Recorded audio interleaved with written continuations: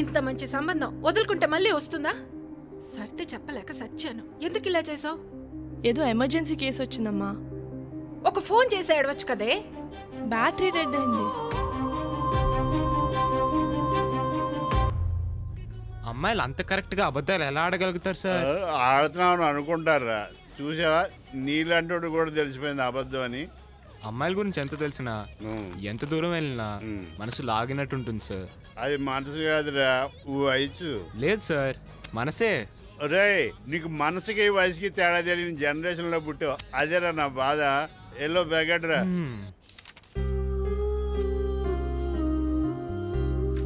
ఉన్నది ఇల్లు ఒకటే కదా నాన్న, అదే అమ్మేయాలా? నాకు నీకన్నా ఏది ఎక్కువ కాదు నాన్న. కోర్టు కేసు అన్న తర్వాత చాలా ఖర్చులు ఉంటాయిరా. ఏం చేస్తాం, కాంప్రమైజ్ చేయాలని చాలా ట్రై చేశాను. అడ్డుపడేవాళ్లే ఎక్కువ, అది కూడా మన చుట్టూ తిరిగిన వాళ్ళే. ఏం సత్య? నిస్సహాయతలో అందరూ శత్రువులే అన్నా. చెప్పండి. మావేం ట్రై చేయొచ్చు కదా నాన్న? ట్రై చేశాను నాన్న. కూతురు పెళ్లి చెడిపోయిన తర్వాత తన పరిస్థితి కూడా అంత బాగోలేదు. అందుకే ఒత్తిడి చేయలేకపోతున్నాను. ఇప్పుడు కూడా తన దగ్గరికి వెళ్తున్నాను. రా, నువ్వు కూడా రా, ఒకసారి వెళ్ళొద్దాం. డాక్యుమెంట్స్ ఈ కార్ ఎమ్మెల్యే గారు సార్. ఏయ్ ఇట్రా, ప్రాబ్లం ఏంటి చెప్పు. డాక్యుమెంట్స్ అడుగుతున్నాడు మేడం. నాన్నతో సీఏకి ఫోన్ చేయించి వాడిని రమ్మను. అలాగే మేడం. చెప్పండి. ఎమ్మెల్యే కారని చెప్పానుగా, పేపర్స్ కావాలంటే ఇంటికి వచ్చి చూసుకో. ఇంటికి వచ్చి చూసుకోవడం మా పని కాదు మేడం. మీ బాస్ ఇంట్లో అయితే పనిచేస్తావుగా, ఈ పోలీస్ లిమిట్స్ లో ఎలా పనిచేస్తావో నేను చూస్తాను. నేను మాట్లాడతానులే, మీరు వెళ్ళండి. సరే అయ్యా. ఏరా, ఇల్లు అమ్ముతున్నావు అంట? డబ్బు అడిగితే నేను ఇచ్చేవాడిగా. రే, ఇప్పుడు డబ్బు గురించి కాదురా, నువ్వేం చేస్తావు ఎలా చేస్తావో తెలీదు. ఎలాగోలా కాంప్రమైజ్ అయ్యేలా చూడరా. ఏ క్షణంలో వాడికి బెయిల్ క్యాన్సిల్ అయిపోయి మళ్ళీ జైలుకి వెళ్ళిపోతాడా అని భయంతో బతకలేకపోతున్నాను రా.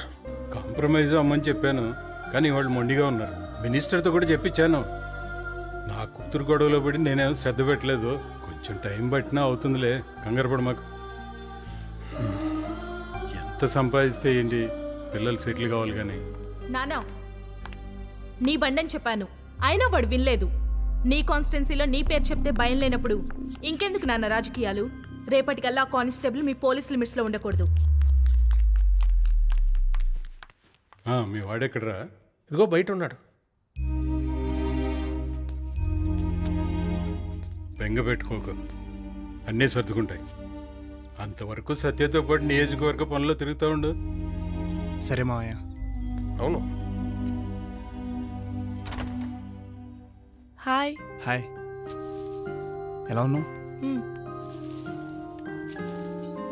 నైస్ షర్ట్ సూర్య. నీకు ఇష్టమనే తెచ్చాను.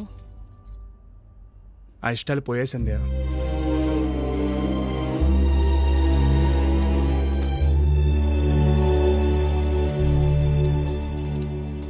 ఏం ఆలోచిస్తున్నావు? ఏం లేదు.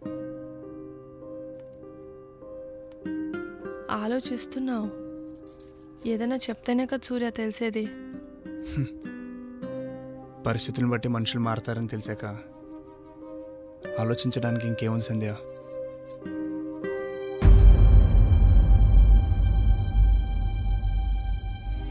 నేను ఆ రోజే చెప్పాను, నాకు నచ్చొప్పుకోలేదు. అమ్మ మాట కాదని లేక ఏం మాట్లాడలేకపోయాను.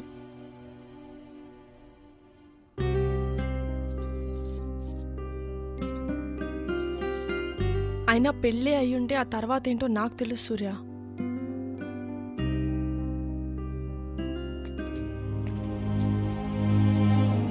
నేను నిన్ను ఉద్దేశించి కాదు, నేనేదో జస్ట్ జనరల్గా అన్నాను. ఒకవేళ నిజంగా చేసుకుంటే తప్పేంటి?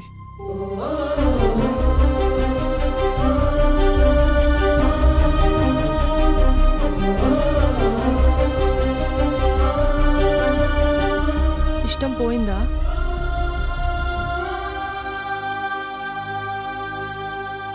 ఇష్టం పోయిందని చెప్పు సూర్య.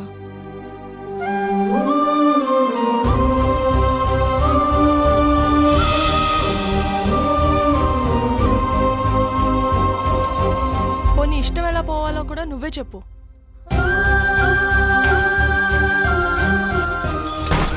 నువ్వు లేవనే ఆలోచనకే నాకు ప్రపంచం ఆగిపోయినట్టు అనిపిస్తుంది. ఆ విషయం నీకు ఎప్పుడు అర్థమవుతుంది సూర్య? ఒక్కసారిగా అలా వెళ్ళిపోతే భయం వేస్తుంది కదా. ఏంటమ్మాయి, ఇంకెంతసేపు పడుతుంది కోపం పోవడానికి?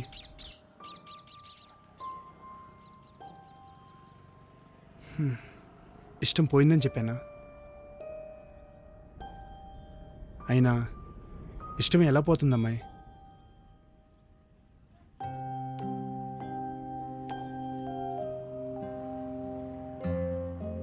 ఎలా నమ్మును?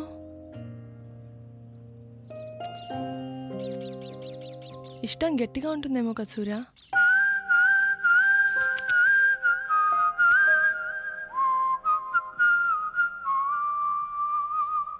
నీ మీద ప్రేమ చావదు, ఇంకొకరి మీద ప్రేమ పుట్టదు సూర్య.